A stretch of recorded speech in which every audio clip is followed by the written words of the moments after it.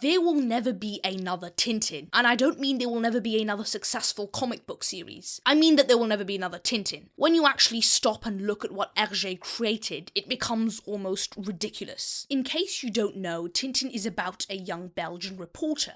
He travels around the world on exciting and mysterious adventures, using his sharp mind and strong sense of justice to fight against criminals of all sorts. It's a relatively simple theme, but when you look at the way it's executed, it starts to dawn on you that this is not a normal piece of artwork. A comic about a Belgian reporter somehow became a world where you can travel from Shanghai to the Sahara, to the ocean, to the moon, then to Congo, all while keeping a sense of raw, gritty, and unescapable realism. It's always there, and both the art style and the story complement this sense of realism, making it so that it's very hard to tell the difference between what's reality and what's fiction. Every single place Tintin goes to feels real. It's something I struggle to find in other graphic novels and comic books, which have always had this overarching feel of fantasy, and that what's depicted in the comic frames is totally separate from reality. I guess this is one of the reasons Tintin appeals to people so much. The acute and overwhelming feel of real-lifeness feels a void that a lot of people just don't get from comic books. And then, of course, there is the art style, which really emphasizes this feeling. At first glance, the artwork in The Adventures of Tintin feels very, very simple. The colours are clean, as are the lines, but they do the job well. The stories can be hilarious, terrifying, crazy, and genuinely moving, sometimes within the space of a few pages. And then, of course, there are the backgrounds. Every building, car, street sign, piece of furniture, and ridiculous little object has been drawn with an almost obsessive level of precision. And this is not a coincidence. Herge pioneered the art style known as ligne claire, an art style characterized by simple characters and extremely detailed backgrounds. The outlines are clear, black, and of equal width. There is little to no cross-hatching or shadow gradient, and the colours are flat and solid. To me, it's the perfect art style for Tintin, because number one, it does not distract from the story, and number two, it's actually very realistic in its own peculiar way. Ligne claire gives almost everything a very clean, equally weighted outline with very little traditional shading. So you get this weird combination of simple characters and an extremely detailed world. And normally that would clash horribly, but the consistent line work makes them feel like they're part of the same universe. Tintin doesn't look like a cartoon character pasted onto a realistic background. He belongs there. The simplicity of the art style makes it incredibly easy to tell what's going on in the scene. Because there isn't a whole load of dramatic shading, messy line work, or atmospheric effects, your brain can very quickly tell what's going on. And in that way, Herge can put dozens of objects into a panel, and your eye can still figure out what's happening almost instantly. Ligne claire art style also makes Tintin timeless. A lot of older comics can look unmistakably like old comics. Tintin often doesn't. The clean outlines and relatively flat colours are so fundamentally graphic that they don't depend heavily on the visual technology of their era. And now if you compare it with heavily airbrushed or textured illustration from the same period, which looks very dated, Tintin can still look remarkably crisp today, because its clarity and minimalism aged relatively well. But as incredible as Tintin looks, the artwork isn't the only reason these comics have survived for so long. Because underneath all those clean lines, there is something far more important. Tintin is an incredibly good protagonist. He's bizarrely well suited to being the hero of this adventure story. He's brave, he's intelligent, he's curious and resourceful, and most importantly, he actually cares about stuff. Because Tintin doesn't go around looking for adventures because he needs money or power or recognition. He gets involved because something is wrong and he wants to solve it. Someone is missing, someone needs help, something doesn't make sense, and people aren't really caring about it, and Tintin wants to find out what happened and solve the situation. That makes his curiosity feel fundamentally different from just being nosy. He's curious because he actually cares. And I think that's one of the reasons Tintin is such a fantastic role model for young boys and young men. He's masculine without constantly trying to prove that he's masculine.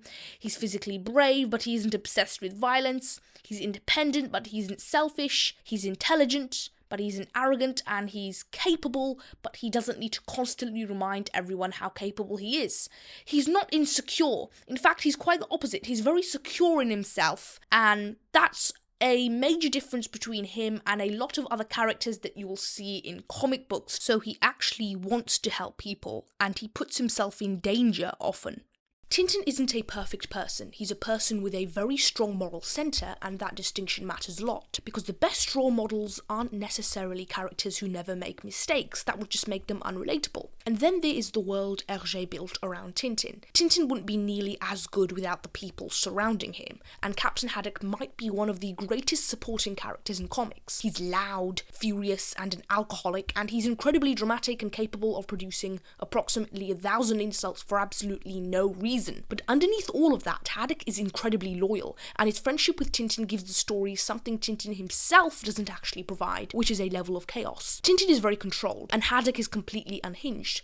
Tintin investigates, and he thinks, and Haddock screams and blows up, and sometimes they work perfectly together, and sometimes they don't, but that's the excitement of it. You never know what's going to happen next. And then there's Professor Calculus, the Thompsons, Bianca Castafiore, Nesta, and all these characters have such distinctive personalities that you can drop them into a scene and immediately know how they're going to behave. This is a very crucial part of Tintin, because Tintin's world doesn't feel like a collection of characters invented to help the plot happen. It feels like a real world full of real people. Now that brings us to the actual stories themselves. The adventures of Tintin are ridiculously varied. You can have a murder mystery, then a political thriller, then a treasure hunt, then a desert adventure, and then suddenly Tintin is going to the moon, and somehow it all still feels like Tintin, without being repetitive. Also, just a quick thing before I continue, I've got a Patreon now if you want to support the channel. It's basically a monthly membership, a few quid a month, and you'll get exclusive content, early access, and members-only video requests. There's a link in the description if you're interested. And now let's continue with the video. Herge understood something very fundamental about adventure stories. The setting can change completely, but the characters have to remain believable, and so in this way you can throw Tintin into almost any situation imaginable, and the basic formula still works, but it's still believable and realistic, and each book remains unique. There's always something to discover, somewhere to go, someone to save, something that doesn't make sense, and a completely insane situation that Tintin somehow has to get himself out of, which makes for a very enjoyable read. And so after everything we've looked at, the artwork, the characters, the stories, and the world Herge created, and the sheer amount of detail and care that went into every single adventure, I think we can finally answer the question, why Tintin? Why does this comic almost a century later still feel so special? It's because Tintin doesn't really have one thing that makes it great. It has everything. The art is beautiful without sacrificing clarity. The stories are exciting without becoming mindless. The comedy can be slapstick and ridiculous without making it meaningless. And the world is enormous without becoming overcomplicated. The characters are simple enough to understand immediately, but memorable enough that you can spend decades with them, and every time you read it, you uncover a new angle. And Tintin himself might be one of the greatest protagonists ever created.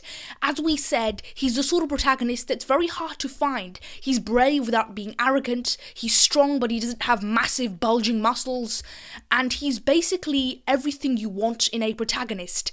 And he's flawed, he's a product of his time. Sure, you can make a few criticisms about him, but overall his fundamental qualities have survived all of that. And then there's the fact that Herge somehow managed to make all of these things work together. The lines, colours, compositions, characters, dialogue, everything came together to create what is arguably one of the best comics of all time. None of these things are individually impossible, but put them all together and you get something incredibly rare. A comic book that never feels like it's wasting your time. You can read Tintin as a child and simply enjoy the explosions and the jokes, and you can read it again years later as an adult and suddenly notice the architecture, the composition, the historical references, and the incredible pieces of research behind every page. And that's the test of a great work of art, because it gives you more when you look at it again, and each time you look at it, you uncover something else. So, the question remains, is Tintin the greatest comic book series ever made? Now obviously there's no mathematical way to prove that. There are countless incredible comics from completely different cultures and eras, but if I judge a comic by its art, its characters, its storytelling, and every single aspect with which I would rank another comic, I honestly struggle to think of another series that does all of those things this well. And that's why I believe Tintin is the greatest comic book series of all time. Now, this is the end of the video, and if you've made it this far, then I would like to say a big thank you. You probably like Tintin just as much as I do, and even if you don't, then you can agree with me that there are some very good parts. Thank you for watching, and goodbye.